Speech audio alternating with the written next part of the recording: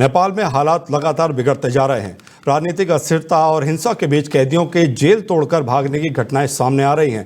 ताज़ा मामला रामेछाप जिले का है, जहां कैदियों ने जेल से भागने की कोशिश की है। इस दौरान सेना ने फायरिंग की, जिसमें 2 कैदियों की मौत हो गई है, जबकि 10 अन्य घायल हो गए हैं। यह घटना सेना के नियंत्रण संभालने के बाद पहली बार हुई गोलीबारी मानी जा रही है।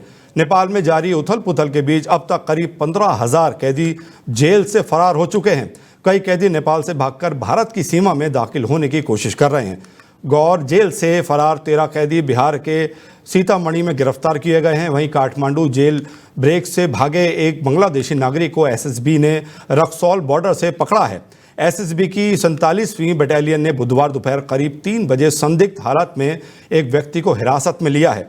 पूछताछ में उसकी पहचान मोहम्मद अबुल हसन ढली के रूप में हुई है, जो सोने की तस्करी के आरोप में पिछले 5 साल से नेपाल की जेल में बंद था। जांच के बाद उसे आगे की कानूनी कार्रवाई के लिए हरपुर थाना पुलिस को सौंप दिया गया है। नेपाल में ओली सरकार के खिलाफ आंदोलन तीसरे दिन भी जारी है। विरोध प्रदर्शनों के बीच जेल ब्रेक की घटनाओं ने हालात और गंभीर बना दिए हैं। प्रशासन फिलहाल नियंत्रण की कोशिश कर रही है, लेकिन उथल पुथल लगातार बढ़ रही है।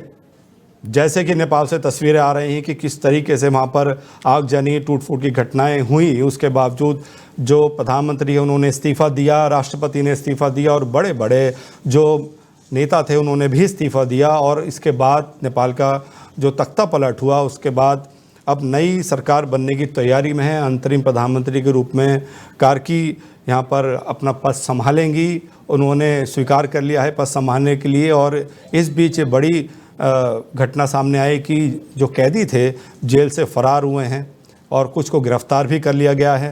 आर्मी ने मोर्चा संभाला है, आर्मी चीफ ने मोर्चा संभाला है और कुछ कैदियों को बिहार और नेपाल के बॉर्डर से भी गिरफ्तार किया गया है। कितने कैदी अभी और बाहर हैं, आर्मी उस पर क्या अपना और स्टैंड ले रही है, इस मुद्दे पर ज़्यादा बातचीत के लिए हमारे साथ जुड़ रहे हैं हमारे नेपाल से संवाददाता। तो आपसे मैं जानना चाह रहा था कि कितने कैदी अभी पकड़े जा चुके हैं और कितने कैदी अभी छूटे हुए हैं।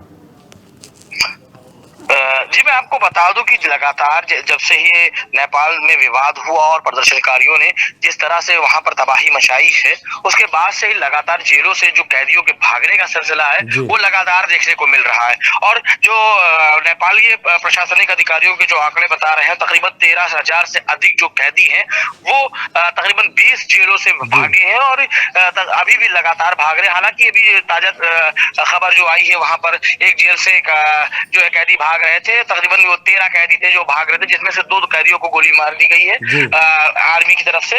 लेकिन इसके साथ में जो अगर देखा जाए, जो कैदी जो भाग करके फिर वो जो भारतीय सीमा में प्रवेश करना चाह रहे हैं, उन पर कैसे नकेल कसी जा रही है। तो ऐसे में देखा जा रहा है कि जो जैसे उत्तर प्रदेश सीमा भी कुछ नेपाल में लगती है, बंगाल की सीमा भी लगती है, बिहार की सीमा भी नेपाल में लगती है।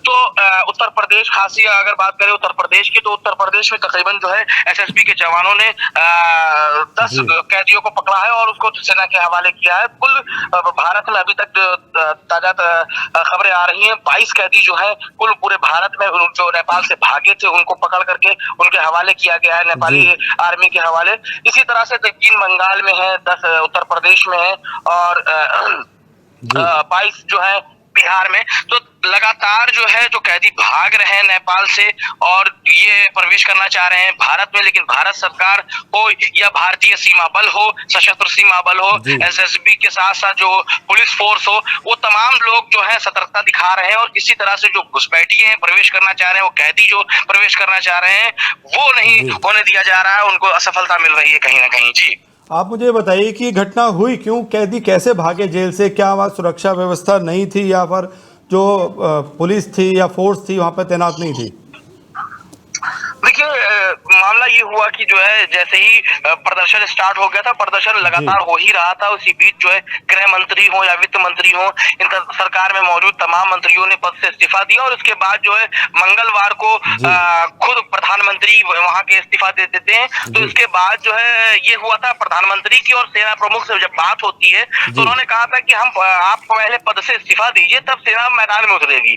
तो जब ये हुआ कि प्रधानमंत्री ने इस्तीफा दिया और सेना जब तक उतरी खरी उतरी उससे पहले ये जो वहाँ की स्थानीय पुलिस थी, जो प्रशासनिक पुलिस थी, वो प्रशासनिक पुलिस ने मोर्चा नहीं संभाला। इससे ये हुआ कि जो है जो वहाँ के कैदी थे, प्रदर्शनकारी थे, वो और उग्र हो गए और जो उनका प्रदर्शन था वो उग्र में तब्दील हो गया, जिसका असर ये रहा कि जेलों में कैदी हों या प्रदर्शनकारी जो निजी आवास पर हमला कर रहे थे, आगजनी कर रहे थे, सरकारी आवास हो, सरकारी भवन हो, इन तमाम लोग जगहों पर जो तस्वीरें आई जिस तरह से आगजनी की और उपद्रवियों की, तो ये जो स्थानीय प्रशासन ने नकेल नहीं कसी, उन्होंने स्ट्रिक्ट एक्शन नहीं लिया। इसकी जो ताजा तस्वीरें आपने कल भी देखी होंगी किस तरह से आगजनी लगातार हो रही थी, तो वहां पर जो स्थानीय पुलिस थी उन लोगों ने प्रदर्शनकारियों पे गोली चला दी, जिससे थोड़ा प्रदर्शन और उग्र हो गया। तो इसका खासा फायदा इन लोगों को हुआ, जेल में बंद कैदियों को हुआ। इन्होंने अभी भी खबरें आ रही हैं कि लगातार जो कैदी हैं वो दीवार तोड़ करके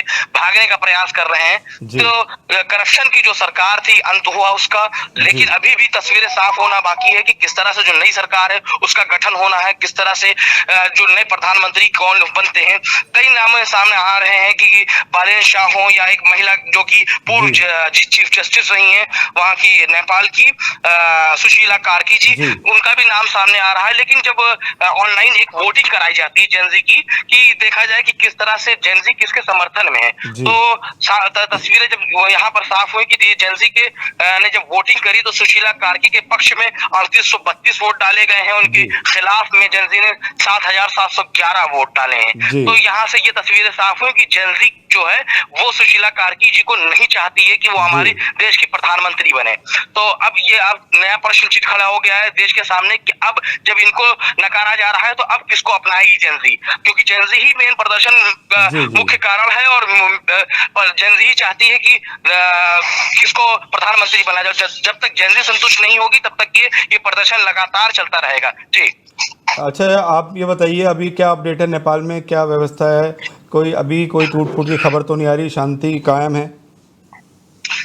जी अभी फिलहाल तो दुकानें हैं वो खुल चुकी हैं और आवागमन भी लगातार पूरी तरह से संचालित हो गया है, क्योंकि आर्मी ने पूरी तरह से मोर्चा संभाल लिया है। हालांकि बॉर्डर स्तर पे बात करें तो बॉर्डर तो लगातार उसी मंगलवार की देर शाम से ही सील कर दिया गया था, चाहे इंडिया बॉर्डर हो चाहे नेपाल बॉर्डर हो, तो पूरी तरह से बॉर्डर सीमाएं जो है वो सील है। इसके अंदरूनी की अगर बात करें नेपाल की तो पूरी तरह से संचालन हो रहा है, चाहे वो दुकानों को देख लिया जाए, दुकानें भी खुल गई हैं, ऑफिस भी खुल रहे हैं, लेकिन सरकारी जो भवन है वो अभी भी पूरी तरह से बंद है। सरकारी जो काम है वो पूरी तरह से बंद है, क्योंकि जब तक नई सरकार का गठन नहीं होगा तब तक किसी भी सरकारी प्रशासनिक जो कार्यालय है वहां पर जो कार्य है वो प्रारंभ नहीं होगा। जी बहुत धन्यवाद इस अपडेट के लिए।